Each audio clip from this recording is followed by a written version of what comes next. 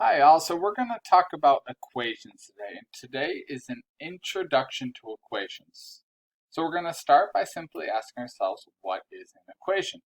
Well, an equation is a statement of equality between two expressions. It can contain numbers, variables, or both. So an example of an equation could be simple as 4 plus 1 equals 5, and this equation represents just numbers. The other type of equation that we'll see are where we have numbers and variables. For example, 3 plus g equals 8. And so we know that this equation is true when g is equal to 5. So equations can be always true, never true, or true only for certain variables. So when we talk about always true, we could say something like a number sentence, 6 equals 10 minus 4, and since 10 minus 4 equals 6, 6 equals 6.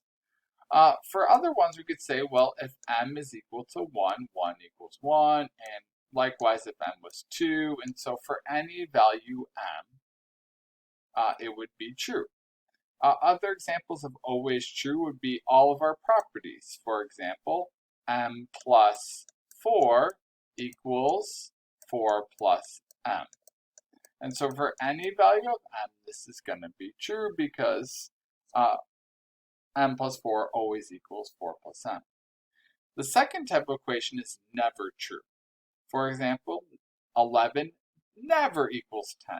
Similarly, for any value x, x can never equal x plus 2. We could write another example that's never true simply by saying something like 12 equals 7, because we know that 12 can never equal 7. And so the last type of equation where it's true only for certain variables would be maybe this, like n minus 7 equals 5. And so we know that this is true only for n equals 12 because 12 minus 7 equals 5. It's not true for any other value. There are a few different types of problems that we're going to solve as we introduce equations. So the first one, we're going to determine the number of solutions. I always suggest that you start with 0 and 1, but obviously you should use your best discretion. So in example A, it says m times 5 equals 10. And so you'd ask yourself, okay, for what value of m is this true? So we could start by going, well, 0 times 5 equals 10. No. 1 times 5 equal to 10. No. 2 times 5 equal to 10. Yes. And actually 2 is the only solution. So we'd say there's only one possible solution for this equation. It's when m equals 2.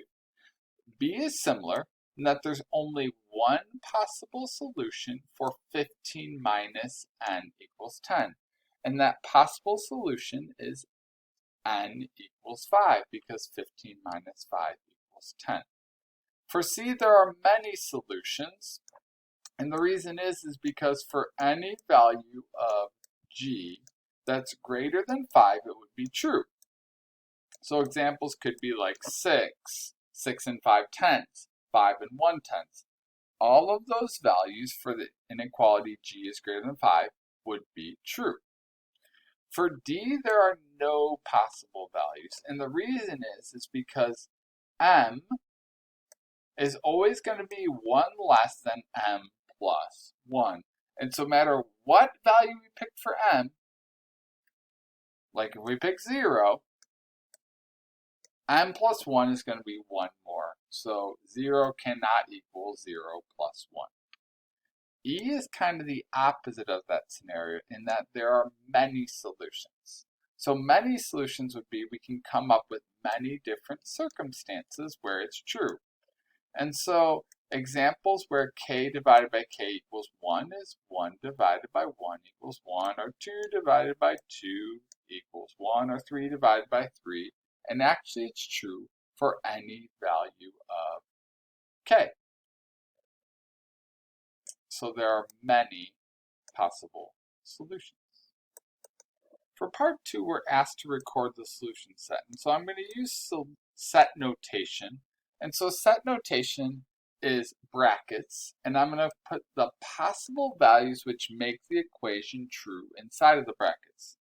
So for A, there's only one possible value, 7 plus 5 equals 12, and so my solution set consists of 7.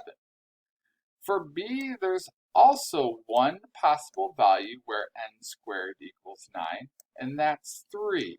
Why? Because 3 to the second power equals 3 times 3, which equals 9.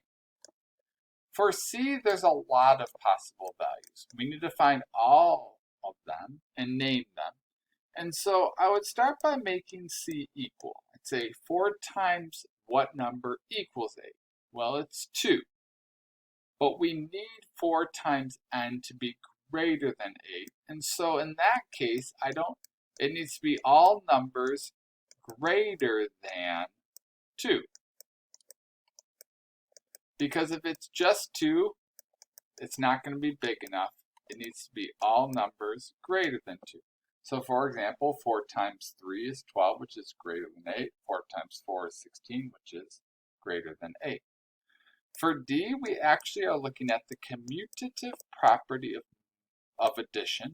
And so what it's saying is the order we add in doesn't matter. And so that means that all numbers would be true for D. E is a little bit tricky. It looks like it's not true as you try different values of n. But there is one value where it is true, and that is the value where n equals 5. Because 5 minus 5 equals 5 minus 5. So you always have to try a variety of solutions. For F, there's a lot of possible solutions. We need to find the values where e plus 4 is less than 7. And so it would be all numbers less than or equal to 3.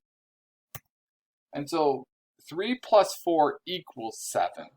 Well, we need all numbers less than or equal to 3 because it's an inequality. And so 2 plus 4 is 6, which would be less than or equal to 7. And for any value e, it would hold true. For the last one, m is equal to m plus 3 is a unique scenario in that there is no solution. It's called an empty set. And so the way that we notate that is a 0 with a slash through it, empty set, or empty brackets. So the last type of problem is where we have to circle inequalities with the solution set. And so in this one we have a solution set of 5. And so we're going to circle anytime the solution set is 5. Well, the first one, t equals 5, means that the solution set is only 5. T is less than 5 would not be true because t is less than 5 would include all values less than 5, not equal to 5. For 2 times 5 equals t, the solution set would be 10, and so that would not work because the solution set is 5. For t, right here, we have t does not equal 5. Well, we know t does have to equal 5, so t is not equal to 5 can't be a solution set. Finally, for the last one, we have to substitute in 5 into our equation, and so we'd say, does 8 minus 5 equals 3? Yes, and so that would be an inequality that satisfies our solution set. So this is kind of an introduction to things that we may see with equations and inequalities. And so what you're going to do now is you're going to work on problems like this.